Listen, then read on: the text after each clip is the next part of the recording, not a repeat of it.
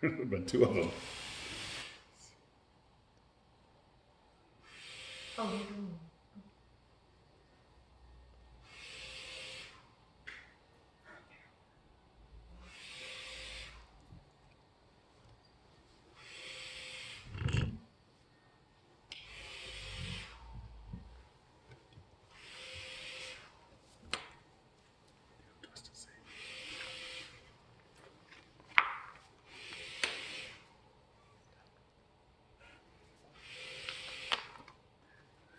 During the Triangle Shirtwaist Fire of 1911, 146 young immigrant workers lost their lives, some having no choice but to jump from the 9th floor windows. My purpose is to inform you of the Triangle Shirtwaist Fire and what effects it had on safety standards.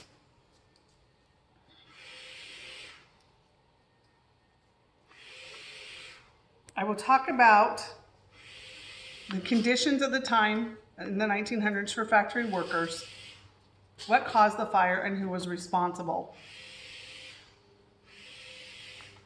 And then I will talk about what effects this had on safety standards at the time. First, we'll talk about the conditions of the working class in the 1900s.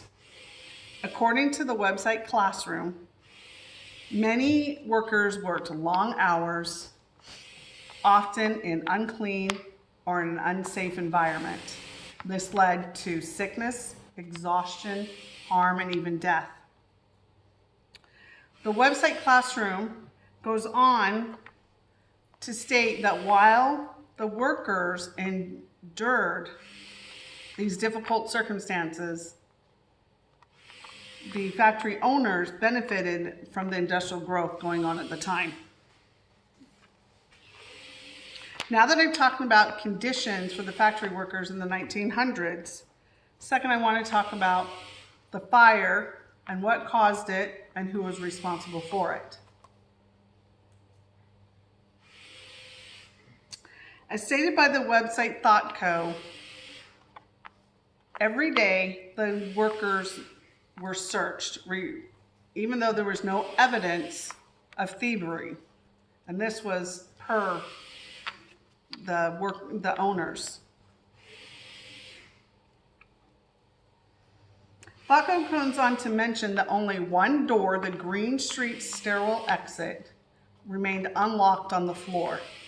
The only other ways to get off the floor was either through an unsafe fire escape or an elevator.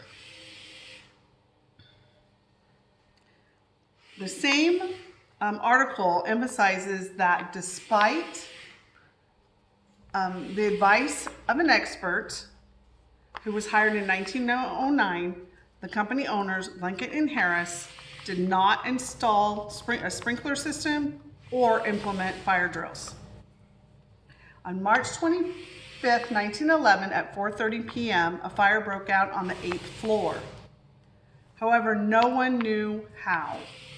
Later, fire marshals would determine that the fire was caused by a cigarette thrown into a trash bin filled with pattern-making supplies. As relayed through thoughtco.com. Now that I've talked about the fire and who was responsible for it, finally, I want to talk about what changes to safety standards arose because of the fire and others like it. As stated on classroom.com, workers suffered physical injuries because of the conditions that existed in the 1900s. History.com explains that there were two things that prevented future catastrophes: the Sullivan-Hoey Fire Prevention Law and the Reform Party that took it upon themselves to rally for the workers. Because of the overoccurrence of workplace injuries, a need for universal safety standards arose. And so the Occupational Safety and Health Administration, known as OSHA, was formed, as mentioned on classroom.com. In conclusion, I have shared with you what caused the fire, who was responsible for it, when it occurred, and what changes that were made because of it. During the time of the Shirtwaist Triangle factory fire, if the owners, Blanket and Harris, had decided to become leaders in safety instead of the likes of Ebenezer Scrooge, this event would not have occurred.